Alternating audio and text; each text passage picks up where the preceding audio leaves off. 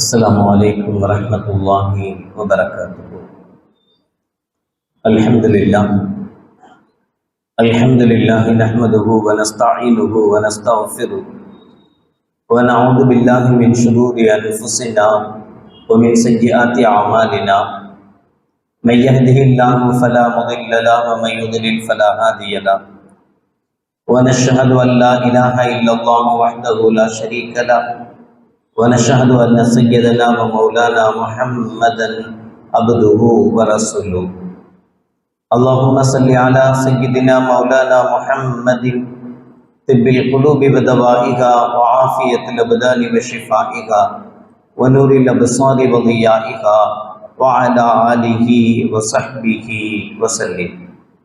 أما بعد فقد قال الله تعالى في القرآن العظيم الفرقان المجيد: أعوذ بالله من الشيطان الرجيم، بسم الله الرحمن الرحيم.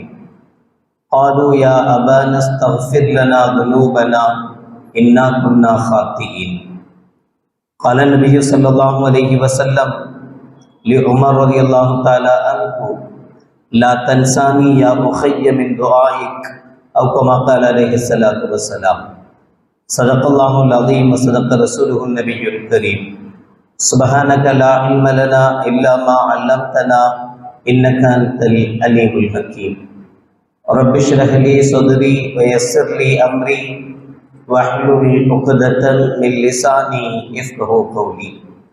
إن أريد إلا الإصلاح ما استطعت وما توفيقي إلا بالله. புகழ் அனைத்தும் அல்லாஹ் ஒருவனுக்கே உரித்தாகட்டுமாக. சலாத்தன்னும் கருணையும் சலாம் என்னும் ஈடேற்றமும் ஈருலக சர்தார் எம்பெருமானார் ரசூலே கரீம் ஸல்லல்லாஹு அலைஹி வஸல்லம் அவர்கள் மீதும் அவர்களுடைய அடிச்சுவடுகளை கடுகளவும் பிசகாத வாழ்ந்து வந்த உத்தம சத்திய சஹாபாக்கள், தாபிஈன்கள், தபா தாபிஈன்கள், நபிமார்கள், வலிமார்கள், ஷஹீதுகள் மற்றும் நம் அனைவர்கள் மீதும் ஏனைய இஸ்லாமியர்கள் மீதும் என்றென்றும் நிலவட்டுமாக. ஆமீன்.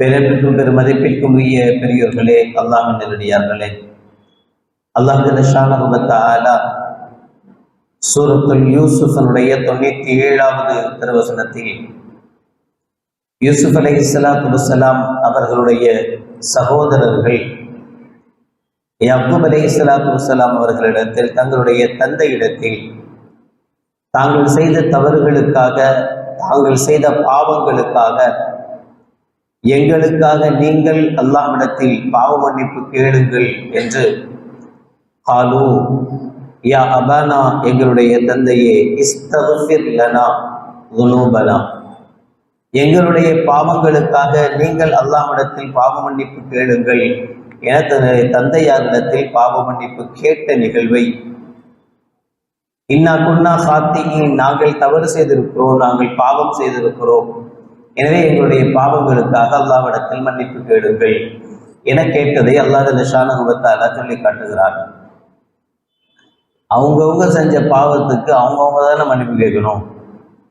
இவர்கள் செய்த பாவத்துக்கு இவங்க அத்தா எப்படி மன்னிப்பு கேட்கலாம் என்று நாம் யாரையும் சார்ந்திருக்க கூடாது, நாம் யாரிடத்திலேயும் எந்த தேவையையும் கேட்கக்கூடாது, அல்லாஹ்விடத்தில் மட்டுமே கேட்க வேண்டும், அல்லாஹ்விடத்தில் மட்டுமே கேட்க வேண்டும் என்று அல்லாஹ்விடத்தில் கேட்க வேண்டும் என்கிற சத்திய வார்த்தையை தவறாக சித்தரித்து நாம் எந்த நிலையிலும் ஒற்றுமையோடு, பிறருடைய தேவையோடு, அனுசரணையோடு இருந்துவிடக்கூடாது என்று நினைத்த ஒரு கூட்டம் கொஞ்சம் கொஞ்சமாக ஒதுக்கி வைத்ததனுடைய விளைவு யாரும் யாருக்கும் சலாம் சொல்வதில் கூட தயக்கம்.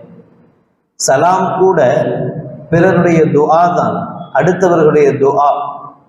யாரும் நம் துஆவால், நம்முடைய பிரார்த்தனையால் நாம் வளம் பெற்று விடலாம்.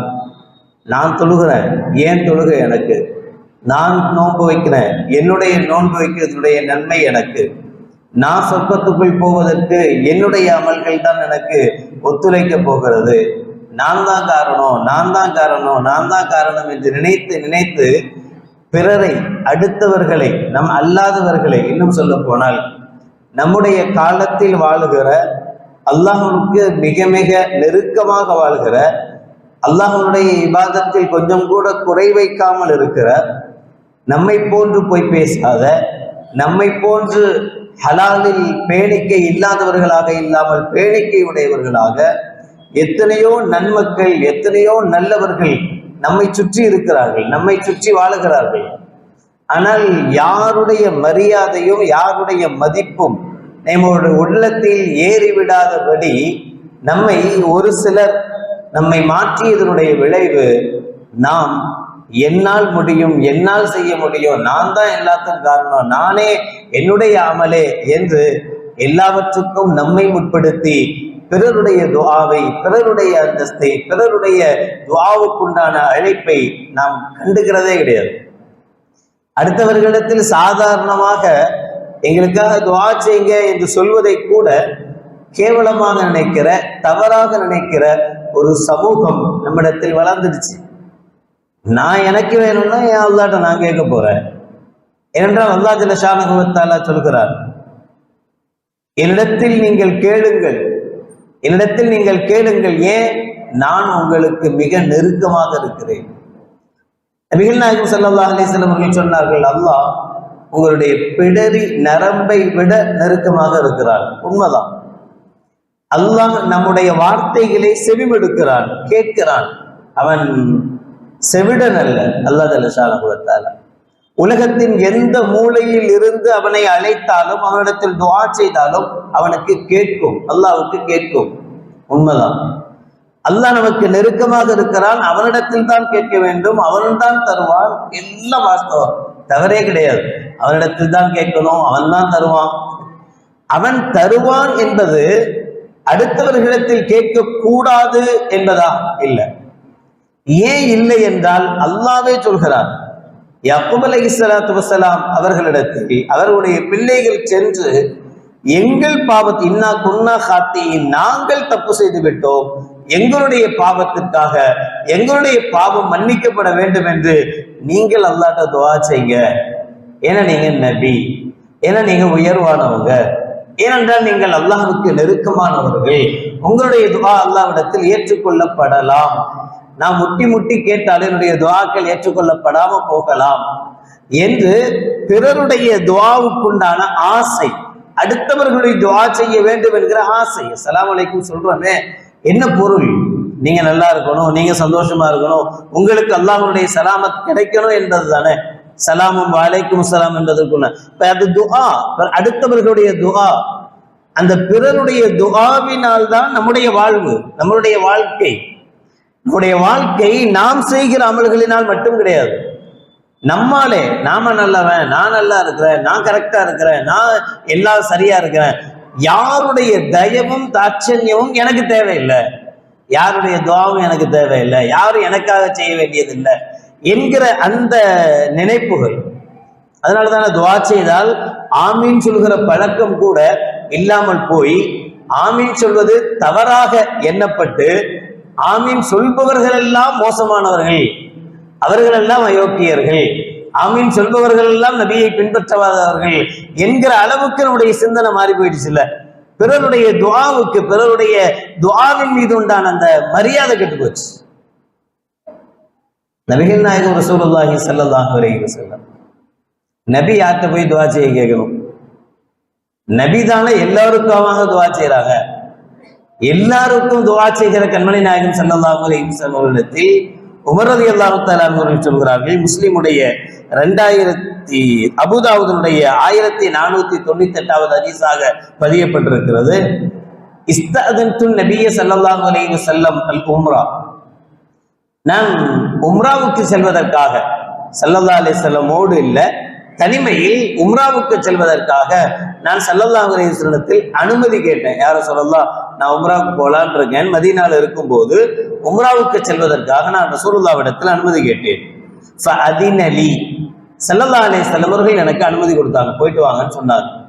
போயிட்டு வாங்கன்னு சொன்னா, அஸ்தௌதிஉல்லாஹ தீனக்கும் வ அமானத்தக்கும் என்று ஸல்லல்லாஹு அலைஹி வஸல்லம் துஆ செய்து வழி அனுப்புகிற ஆயிரக்கணக்கான ஹதீஸ்கள் இருக்கு.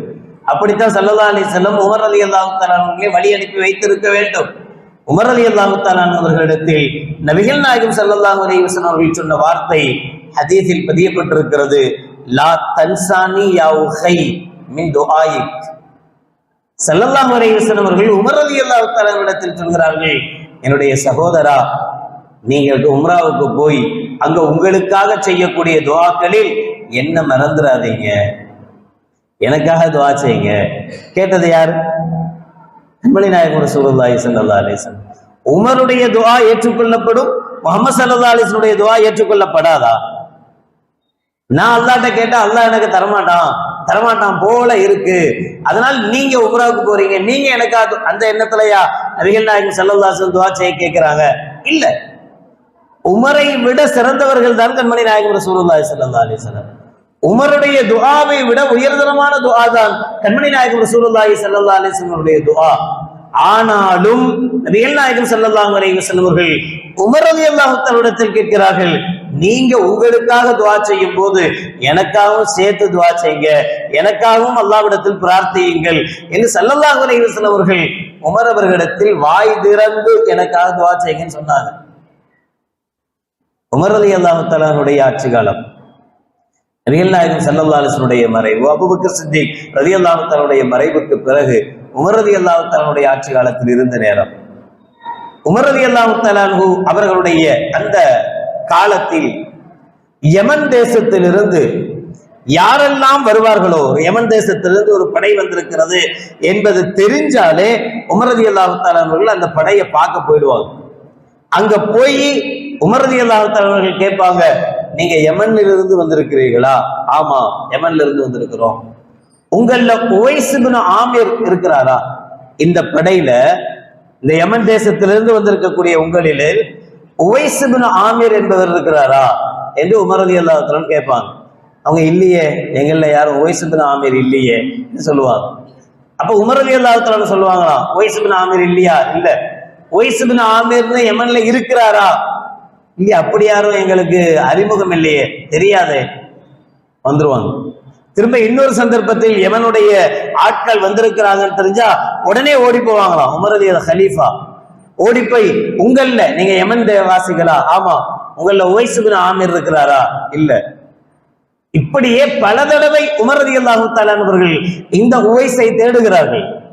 யமன் நாட்டிலிருந்து ஒரு உவைஸ் வருவார், அவரை நாம் சந்திப்போம் என்கிற நினைப்போடு ஒவ்வொரு தடவையும் உவைஸ் இப்னு ஆமிரை உமர் ரலியல்லாஹு தஆலா அவர்கள் தேடுகிறார்கள்.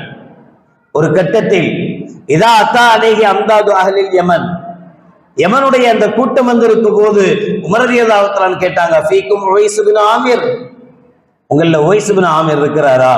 அத்தா அத்தா அலா உவைஸ் ஃபகால அன்த உவைஸ் இப்னு ஆமிர் கால நஅம். இப்ப சொன்னாங்க, ஆமா, எங்கள்ல உவைஸ் இப்னு ஆமிர்னு ஒருத்தர் இருக்கிறார், அது இருக்கிறாரு, அவர் தான் உவைஸ் இப்னு ஆமிர். உமர் ரலியல்லாஹு தஆலா அவர்கள் ஓடோடி வருகிறார்கள், வந்து கேட்கிறார்கள், நீங்க உவைஸ் இப்னு ஆமிரா? அவர் சொன்னார், ஆமா, நான் உவைஸ் இப்னு ஆமிர் தான். மின் முராத் சும்ம மின் கரன், நீங்க முராத் என்கிற கரன் என்கிற கோத்திரத்தை சார்ந்தவரா? உங்க குடும்பம் இந்த குடும்பமா? உமர் ரலியல்லாஹு தஆலா கேட்கிறார்கள். காரணம், ஆமா, நான் இந்த குடும்பத்தை சார்ந்தவன் தான்.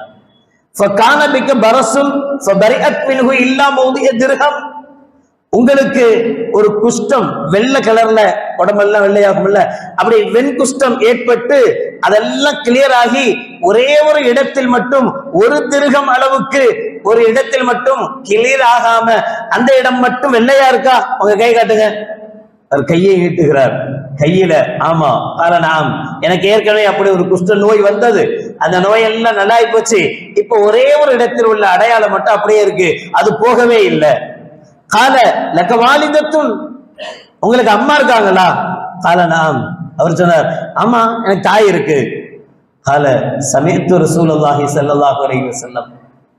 இவ்வளவு அடையாளங்களையும் கேட்ட பிறகு உமர் ரலியல்லாஹு தஆலா அவர்கள் அந்த உவைஸ் இப்னு ஆமிர் அவர்களிடத்தில் சொல்கிறார், நபிகள் நாயகம் ஸல்லல்லாஹு அலைஹி வஸல்லம் அவர்கள் சொல்ல நான் கேட்டிருக்கிறேன், யஅத்தி அலைக்கும் உவைஸ் இப்னு ஆமிர் மா அம்தாதி அஹ்லில் யமன் மின் முராதின் சும்ம மின் கரன், முராதின் கரன் என்கிற கோத்திரத்தை சார்ந்த ஆமிர் என்பவருடைய மகனான உமைர் யமன் தேசத்தில் இருந்து, உமரே, ஒரு காலத்தில் உன்னிடத்தில் அவர் வருவார். கான பிஹி பரசுன், அவருக்கு வெண்குஷ்ட நோய் இருந்திருக்கும். ஃபபரிஅ மின்ஹு இல்லா மௌதிஅ திர்ஹம், ஒரு திர்ஹத்தின் அளவுக்கு தவிர மற்றதெல்லாம் நீங்கி ஒரு திர்ஹம் அளவுக்கு உண்டான வெள்ளை கலர் அப்படியே அவருடைய கைகளில் இருக்கும். லஹு வாலிதத்துன், அவருக்கு தாய் ஒருத்தவங்க இருப்பாங்க. அவர் அந்த தாய்க்காக வேண்டியே வாழ்ந்தவர், அந்த தாய்க்கு அதிகமாக நன்மை செய்தவர், தாய்க்காக வேண்டியே இருந்தவர் என்றெல்லாம் அந்த உவைஸ் பின் ஆமிர் அவருடைய தன்மைகளை கூட கண்மணி நாயகம் ரசூலுல்லாஹி ஸல்லல்லாஹு அலைஹி வஸல்லம் அவர்கள் உமர் ரலியல்லாஹு தஆலா அவர்களுக்கு சொல்லிக் கொடுத்து உமர் அவர்களிடத்தில் சொல்கிறார்கள், லவ் அக்ஸம அலல்லாஹி லஅபர்ரஹு. நான் இந்த உவைஸை பத்தி நான் இவ்வளவு சொல்றேன்ல, ஏன் தெரியுமா? இந்த உவைஸ் ஸல்லல்லாஹு அலைஹி வஸல்லம் பார்க்கல, அந்த உவைஸ் ஸல்லல்லாஹு அலைஹி வஸல்லத்தையும் பார்க்கல.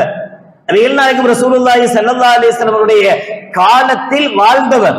நபிகள் நாயகம் ஸல்லல்லாஹு அலைஹி வஸல்லம் வாழ்ந்த காலத்தில் இவர் யமன் நாட்டில் வாழ்ந்து கொண்டிருக்கிற ஒரு மனிதர், நபிகளாரின் மீது பேராசை கொண்டவர், உவைசுல் கர்னி என்று சொல்லப்படுகிற உவைஸ் பின் ஆமிர் ரலியல்லாஹு தஆலா அன்ஹு. ரசூலுல்லாஹை பார்க்க வேண்டும் என்று ஆசைப்பட்டவர். ஆனால் கண் பார்வை தெரியாத வயோதிக தாய் உவைஸ் பின் ஆமிர் ரலியல்லாஹு தஆலா அன்ஹுக்கு இருந்தாங்க. தன் தாயை கவனித்துக் கொள்ள வேண்டும், பணிவிடை செய்ய வேண்டும் என்ற காரணத்தினாலேயே இவரால் மக்காவுக்கோ மதீனாவுக்கோ வர முடியவில்லை, ஸல்லல்லாஹு அலைஹி வஸல்லம் அவர்களை சந்திக்க முடியவில்லை. ரசூலுல்லாஹை நேரில் சந்திக்காததினால் சஹாபி என்கிற அந்தஸ்தும் அவருக்கு கிடைக்கல. ஆனால் நபிகள் பெருமானார் ஸல்லல்லாஹு அலைஹி வஸல்லம் அவர்கள் அவர்களுடைய பெயரை சொல்லி, அவருடைய குடும்ப பெயரை சொல்லி, அவருடைய அடையாளங்களை சொல்லி, இப்படி ஒருவர் யமனில் இருக்கிறார், வாழ்ந்து கொண்டிருக்கிறார். மற்றொரு ஹதீஸில் ஸல்லல்லாஹு அலைஹி வஸல்லம் சொல்கிறார்கள், என் மீது அதிக பேரான்பு கொண்டவர், என் மீது அதிக ஆசை கொண்டவர், அப்படி ஒருவர் இருக்கிறார், அவர் ஒரு காலத்தில் வருவார், உமரே நீர் அவரை சந்திப்பீர். அப்படி சந்திக்கும் போது லவ் அக்ஸம அலல்லாஹி லஅபர்ரஹு. அவர் எப்படிப்பட்டவர் தெரியுமா? இதெல்லாம் வெளிரங்கமான அடையாளம். அவர் ஆமிருடைய மகன், அவங்க அத்தா பேர் ஆமிரு, அவர் இந்த கோத்திரத்தை சார்ந்தவர், அவருக்கு இந்த அடையாளம் இருக்கு. இதெல்லாமே வெளிரங்கமான அடையாளம். இன்னொரு அந்தரங்க அடையாளம் அவருக்கு உண்டு. என்ன தெரியுமா? லவ் அக்ஸம அலல்லாஹி லஅபர்ரஹு. அவர் அல்லாஹ்வின் மீது சத்தியமிட்டு இது இப்படித்தான் நடக்கும் என்று சொன்னால் அல்லாஹ் அதை அப்படியே நடத்தி வைப்பார். அவர் என்ன சொல்றாரோ அவருடைய வார்த்தையை அல்லாஹ் நடத்தி வைப்பார். நான் சொல்ற வார்த்தை அல்ல, ரசூலுல்லாஹி ஸல்லல்லாஹு அலைஹி வஸல்லம் சொன்ன வார்த்தை. லவ் அக்ஸம அலல்லாஹி லஅபர்ரஹு. அவர் அல்லாஹ்விடத்தில் ஒரு வார்த்தை சொன்னால் அதை அப்படியே அல்லாஹ் நடத்தி வைப்பார். எனவே ஃபைனிஸ்தத அன் தஸ்தக்ஃபிர லக ஃபஃஅல். உமரே, அப்படி ஒரு வாய்ப்பு, அந்த உவைசுல் கர்னியை சந்திக்கிற வாய்ப்பு உங்களுக்கு கிடைத்தால் அப்போது அவரிடத்தில் உம்மது பாவத்துக்காக, என் பாவத்துக்காக அல்லாஹ்ட்ட நீங்க இஸ்திக்ஃபார் செய்யுங்க என்று கேட்கிற வாய்ப்பு உனக்கு கிடைத்தால் ஃபஃஅல், அதை கண்டிப்பாக நீ செய்து கொள் என்று ஸல்லல்லாஹு அலைஹி வஸல்லம் அவர்கள் உமர் ரலியல்லாஹு தஆலா அன்ஹுக்கு சொல்றாங்க. உமர் என்ன பாவியா? சிலருடைய கண்ணில் வேணா பாவியா இருந்துட்டு போகலாம். ஆனா ஸல்லல்லாஹு அலைஹி வஸல்லம் அவர்கள் அஷரத்துல் முபஷ்ஷரால சொன்ன கலீஃபா, இந்த உலகத்திலேயே 10 நபர்களை பார்த்து கண்மணி நாயகம் ஸல்லல்லாஹு அலைஹி வஸல்லம் அவர்கள் இவர்கள் சொர்க்கத்துக்கு சொந்தக்காரர்கள் சொன்னாங்களே, அதில் ஒருவர் ஹஜ்ரத் உமர் ரலியல்லாஹு தஆலா சொர்க்கத்துக்கு சொந்தக்காரர். அதனால பாவியாவா இருக்கிறார். அவர் என்ன பாவத்துக்காக இங்க வந்து இஸ்திக்ஃபார் செய்ய வேண்டிய அவசியம் இருக்கு, கேட்க வேண்டிய அவசியம் இருக்கு? அப்படியே கேட்டதாக இருந்தாலும் அவருக்காக, அந்த உமருக்காக கண்மணி நாயகம் ரசூலுல்லாஹி ஸல்லல்லாஹு அலைஹி வஸல்லம் அவர்கள் அல்லாஹ்ட்ட கேட்டிருக்கலாம்ல. அதை விடவா உவைசுல் கர்னியுடைய துஆவுக்கு பவர் இருக்கு? ஆமா என்கிறார்கள் ஸல்லல்லாஹு அலைஹி வஸல்லம் அவர்கள். உவைசுல் கர்னியுடைய துஆவுக்கு பவர் இருக்கிறது, அவருடைய வார்த்தைக்கு பவர் இருக்கிறது. எனவே உமரே, கலீஃபாவே, நீங்கள் உவைசுல் கர்னியை சந்தித்தால் அவரிடத்தில் உங்கள் பாவங்கள் மன்னிக்கப்பட வேண்டும் என்பதற்காக அல்லாஹ்விடத்தில் துஆ செய்ய சொல்லி கேளுங்கள் என்று ஸல்லல்லாஹு அலைஹி வஸல்லம் அவர்கள் சொன்ன உவைஸ் இப்னு ஆமிர் அவரைத்தான் ஹஜ்ரத் உமர் ரலியல்லாஹு தஆலா அவர்கள் தான் கலீஃபாவாக ஆக்கப்பட்ட பிறகு கூட மறவாமல் ஞாபகம் வைத்து, ஸல்லல்லாஹு அலைஹி வஸல்லம் வார்த்தையை ஞாபகம் வைத்து ஒவ்வொரு சந்தர்ப்பமும் இந்த உவைசுல் கர்னி அவர்களைத்தான் தேடிக்கொண்டே இருந்தார்கள். இன்னொரு அறிவிப்பில் வருகிறது, உமர் ரலியல்லாஹு தஆலா அவர்கள் அப்படி சந்தித்து உவைசுல் கர்னி அவர்களிடத்தில் கேட்டபோது, நீங்க தானே உவைசுல் கர்னி? ஆமா. ஸல்லல்லாஹு அலைஹி வஸல்லம் அவர்கள் எனக்கு சொன்னாங்க, ஃபைனிஸ்ததஅத அன் தஸ்தக்ஃபிர லக. அவரிடத்தில் பாவ மன்னிப்பு கேட்கும் வாய்ப்பு உனக்கு கிடைத்தால் ஃபஃஅல், அவரிடத்தில் பாவ மன்னிப்பு கேட்க சொல் என்று எனக்கு சொல்லி கொடுத்திருக்கிறாங்க. இஸ்தக்ஃபிர்லி, எனக்காக நீங்க அல்லாஹ்விடத்தில் பாவ மன்னிப்புக்காக துஆ செய்யுங்க என்று சொன்னார். அப்போ அந்த உரையாடலுடைய தொடராக உவைஸ் ரலியல்லாஹு தஆலா அவர்கள் ஹதரத் உமர் ரலியல்லாஹு தஆலா அவர்கள் பார்த்து கேட்கிறாங்க, உஹதுடைய போர்க்களத்தில் கண்மணி நாயகம் ரசூலுல்லாஹி ஸல்லல்லாஹு அலைஹி வஸல்லம் பல் ஷஹீதாக்கப்பட்ட போது உங்களுடைய பல்லெல்லாம் மட்டும் எப்படி மிஞ்சிச்சு? உங்களுக்கு மட்டும் எல்லா பல்லும் அப்படியே இருக்குது, ஒண்ணு கூட போகாது. ஸல்லல்லாஹு அலைஹி வஸல்லத்துக்கே பல்லு போச்சே. அப்போ உவைசுல் கர்னி ரலியல்லாஹு தஆலா அவர்கள் யமன்ல இருக்கிறாங்க, யமன் தேசத்தில் இருந்தவர்கள். நபிகளாருடைய பல் உஹதுடைய போர்க்களத்தில் ஷஹீதாக்கப்பட்டுடுச்சு என்பதை கேட்ட மாத்திரத்தில் இந்த செய்தி எப்போது உவைஸ் இப்னு ஆமிருக்கு, உவைசுல் கர்னிக்கு கிடைச்சதோ அப்ப தன்னுடைய ஒரு பல்ல உடைச்சாங்க. ஸல்லல்லாஹு அலைஹி வஸல்லம் ரசூலுல்லாஹ்வுக்கு இல்லாத பல் எனக்கு இருக்கக்கூடாது, ஒரு பல்ல உடைச்சிட்டாங்க. ஒரு பல்ல உடைச்ச பிறகு யோசிச்சாங்களாம், ஸல்லல்லாஹு அலைஹி வஸல்லத்துக்கு போன பல் எதுன்னு தெரியலையே, எந்த பல்லு ரசூலுல்லாஹ்வுக்கு இல்ல, உஹதுடைய போர்க்காலத்தில் ஷஹீதாக்கப்பட்டது எந்த பல் என்பது எனக்கு தெரியலையே, நான் ஒரு பல்ல உடைச்சிருக்கிறேனே, இல்ல இல்ல இந்த பல்லா இருக்கும், இல்ல இல்ல இந்த பல்லா இருக்கும்னு தன்னுடைய வாயில் இருந்த ஒட்டுமொத்த பல்லையும் ஷஹீதாக்கியவர்கள் உவைசுல் கர்னி ரலியல்லாஹு தஆலா உமரிடத்தில் பேசுகிற போது, உமர் ரலியல்லாஹு தஆலா பேசுகிற போது தன்னுடைய பொக்கை வாயோடு பேசினார் என்று ஹதீஸ் சொல்கிறது.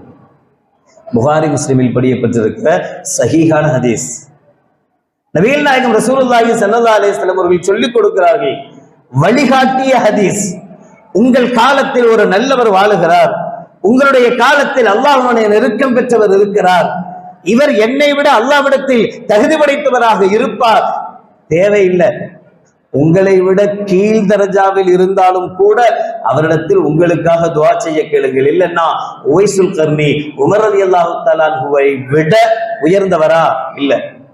உமர் ரலியல்லாஹு தஆலா சஹாபி, ரசூலுல்லாஹ்வை கண்ணால் கண்டவர்கள், ரசூலுல்லாஹ்வோடு வாழ்ந்தவர்கள்.